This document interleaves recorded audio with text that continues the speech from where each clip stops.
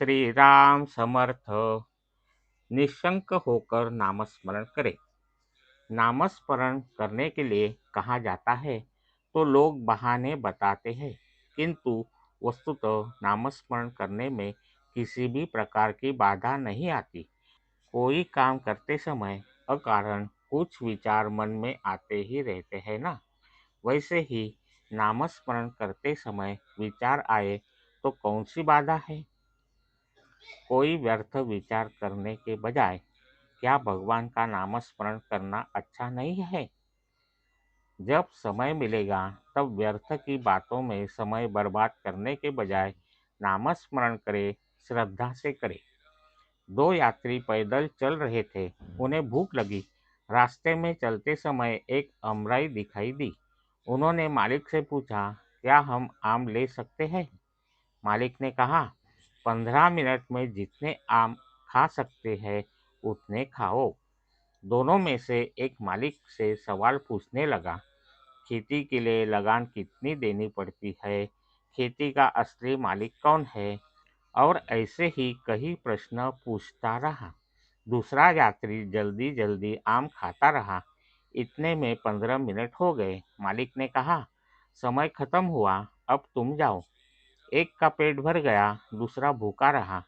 इसका तात्पर्य यही है कि कई कई प्रश्न पूछने के बजाय श्रद्धा से नामस्मरण करें। नामस्मरण का अर्थ हम नहीं समझ पाते, लेकिन भगवान जानता है।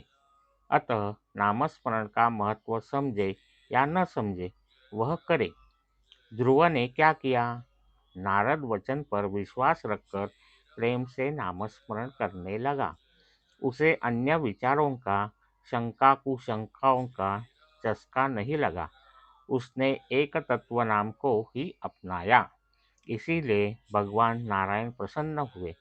संत निस्वार्थी होते हैं, वैसे निष्ठा से लगन से बोध करते हैं। उस पर हम श्रद्धा रखें और नामस्मरण करना प्रारंभ करें और निरंतर उसमें लीन हो जाए। नामस्मरण कितने दिन किया जाए। नाम जब तक छोड़ने की इच्छा नहीं होती तब तक लेते रहे।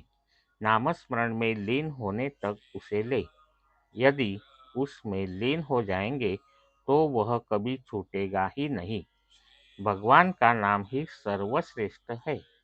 उसमें जो तन्मय हो जाता है वही सच्चा साधक। चरित्र भूल गए तो कुछ बिगड़ेगा नहीं, लेकिन नाम नहीं भूलना चाहिए, क्योंकि नामस्मरण में सब कुछ है, चरित्र भी है।